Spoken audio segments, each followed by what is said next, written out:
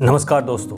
प्राचीन भारत में उच्च शिक्षा का सर्वाधिक महत्वपूर्ण और विख्यात केंद्र था नालंदा विश्वविद्यालय। जी हाँ दोस्तों, मैं उसी नालंदा विश्वविद्यालय की बात कर रहा हूँ जिसके बारे में हमने किताबों में पढ़ा है। यहाँ सिर्फ भारत के विभिन्न क्षेत्र से ही नहीं बल्कि भारत के बाहर कोरिया, चीन, जापान, तिब्बत, इंडोनेशिया, फारस तथा तुर्की से भी विद्यार्थी शिक्षा ग्रहण करने आते थे। इस विश्वविद्यालय को 9वीं शताब्दी से 12वीं शताब्दी तक अंतर्राष्ट्रीय ख्याति प्राप्त थी। लेकिन 12वीं शताब्दी में ऐसा क्या होता है कि भारत की यह अंतर्राष्ट्रीय ख्याति प्राप्त विश्वविद्यालय एक खंडहर बनकर रह जाती है। नालंदा के बारे में कुछ इतिहासकार कहते हैं कि एक तुर्क अफगानी शासक बख्तियार खिलजी ने नालंदा को जलाकर राख कर दिया और कई हजार बौद्ध भिक्षुओं की हत्या कर दी। लेकिन वहीं कुछ और इतिहासकार यह भी कहते हैं कि बख्तियार खिलजी तो कभी नालंदा गया ही नहीं और आग तो खिलजी के मौत के बाद लगी थी। कुछ इतिहासकार यह लिखते हैं कि नालंदा को खिलजी ने नहीं बल्कि ब्राह्मणों ने जलाया है। आखिर क्या है नालंदा के इतिहास और इसके पतन की सच्चाई, जानेंगे वीडियो में आगे। चैनल में नए हैं तो चैनल को सब्सक्राइब कर लीजिए। चलिए शुरू करते हैं। बिहार राज्य में पटना से 85.5 किलोमीटर दक्षिण पूर्व और राजगीर से 11.5 किलोमीटर उत्तर में एक गांव के पास अलेक्जेंडर कनिंघम द्वारा खोजे गए इस महान बौद्ध विश्वविद्यालय के भग्नावशेष इसके प्राचीन वैभव का बहुत कुछ अंदाज करा देता है। अनेक पुराभिलेखों और 7वीं शताब्दी में भारत के इतिहास को पढ़ने आए चीनी यात्री ह्यूएनसांग तथा यत्सिंग के यात्रा विवरणों से इस विश्वविद्यालय के बारे में विस्तृत जानकारी प्राप्त होती है। प्रसिद्ध चीनी यात्री ह्यूएनसांग ने 7वीं शताब्दी में यहाँ जीवन का महत्वपूर्ण एक वर्ष एक विद्यार्थी और एक शिक्षक के रूप में व्यतीत किया था। इस विश्वविद्यालय की स्थापना का श्रेय गुप्त शासक कुमारगुप्त प्रथम को प्राप्त है। कुमारगुप्त ने इस विश्वविद्यालय की स्थापना 450 ईस्वी में की थी। गुप्त वंश के पतन के बाद भी आने वाले सभी शासक वंशों ने इसकी समृद्धि में अपना योगदान जारी रखा। इसे महान सम्राट हर्षवर्धन और पाल शासकों का भी संरक्षण मिला। ये विश्व का प्रथम पूर्णतः आवासीय विश्वविद्यालय था। विकसित स्थिति में इसमें विद्यार्थियों की संख्या करीब 10,000 एवं अध्यापकों की संख्या 2,000 थी। यहाँ के विशिष्ट शिक्षा प्राप्त स्नातक बाहर जाकर बौद्ध धर्म का प्रचार करते थे। अत्यंत सुनियोजित ढंग से और विस्तृत क्षेत्र में बना हुआ ये विश्वविद्यालय स्थापत्य कला का अद्भुत नमूना था। इसका पूरा परिसर एक विशाल दीवार से घिरा हुआ था जिसमें प्रवेश के लिए एक मुख्य द्वार था। उत्तर से दक्षिण की ओर मठों की कतार थी और उनके सामने अनेक भव्य स्तूप और मंदिर थे। मंदिरों में भगवान बुद्ध की सुंदर मूर्तियां स्थापित की गई थी।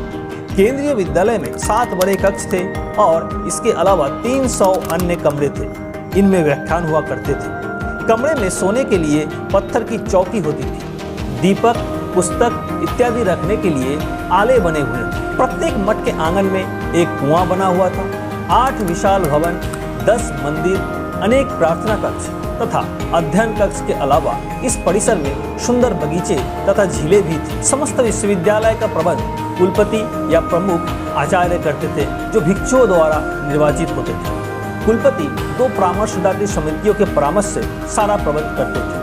प्रथम समिति शिक्षा तथा पाठ्यक्रम संबंधी कार्य देखती थी और द्वितीय समिति सारे विश्वविद्यालय की आर्थिक व्यवस्था तथा प्रशासन की देखभाल करती थी। इस विश्वविद्यालय में 3 श्रेणियों के आचार्य थे जो अपनी योग्यता अनुसार प्रथम, द्वितीय और तृतीय श्रेणी में आते थे। नालंदा के प्रसिद्ध आचार्यों में शीलभद्र, धर्मपाल, चंद्रपाल, गुणमती और स्थिरमती प्रमुख थे। यहाँ महायान के प्रवर्तक नागार्जुन, वसुबंधु, असंग तथा धर्मकृति की रचनाओं का सविस्तार अध्ययन होता था। वेद, वेदांत और सांख्य भी पढ़ाए जाते थे।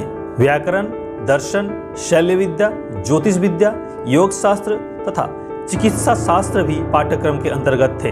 नालंदा में सहस्त्र विद्यार्थियों और आचार्यों के लिए एक 9 तल का विराट पुस्तकालय था जिसमें 3 लाख से भी अधिक पुस्तकों का संग्रह था। विश्वविद्यालय को दान में मिले 200 गांवों से प्राप्त उपज से सहस्त्र विद्यार्थियों के भोजन, कपड़े तथा आवास का प्रबंध होता था। इस तरह नालंदा 5वीं शताब्दी से 11वीं शताब्दी तक अपनी ख्याति बनाए रखता है। लेकिन आगे बंगाल के पाल शासकों ने नालंदा को संरक्षण देना बंद कर दिया और नालंदा का प्रभाव कम होने लगा।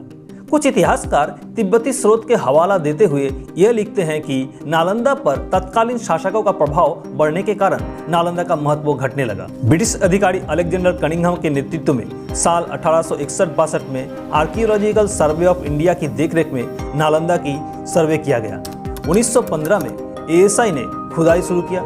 ASI की रिपोर्ट के मुताबिक नालंदा में जलने की अवशेष मिले। इस रिपोर्ट में यह कहा गया है कि खुदाई के दौरान मिट्टी की परतें, राख आदि मिले हैं। ASI की रिपोर्ट ये कहती है कि नालंदा की विनाश आग लगने से ही हुआ है। अर्वाचीन तिब्बती दस्तावेजों के आधार पर DN झा का कहना है कि नालंदा को ब्राह्मणों ने नष्ट किया।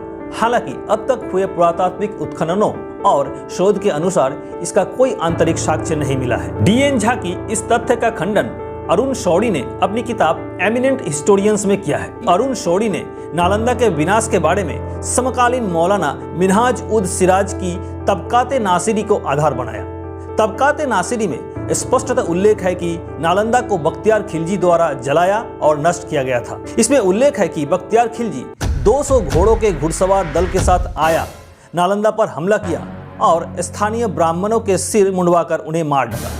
दोस्तों, यहाँ ये कहना आवश्यक है कि स्थानीय ब्राह्मणों का मतलब बौद्ध भिक्षु हैं। इन सारे तर्क वितर्क के आधार पर ये कहा जा सकता है कि नालंदा विश्वविद्यालय की पतन का सबसे बड़ा कारण तुर्क आक्रमण ही था। बहरहाल, नालंदा विश्वविद्यालय की स्वर्णिम इतिहास को देखते हुए यूनेस्को ने इसे वर्ल्ड हेरिटेज साइट में शामिल कर लिया है। निसंदेह ये भारत के लिए गौरवपूर्ण बात है। आज के लिए इतना ही, मिलते हैं अगले वीडियो में। तब तक के लिए सुरक्षित रहें, स्वस्थ रहें।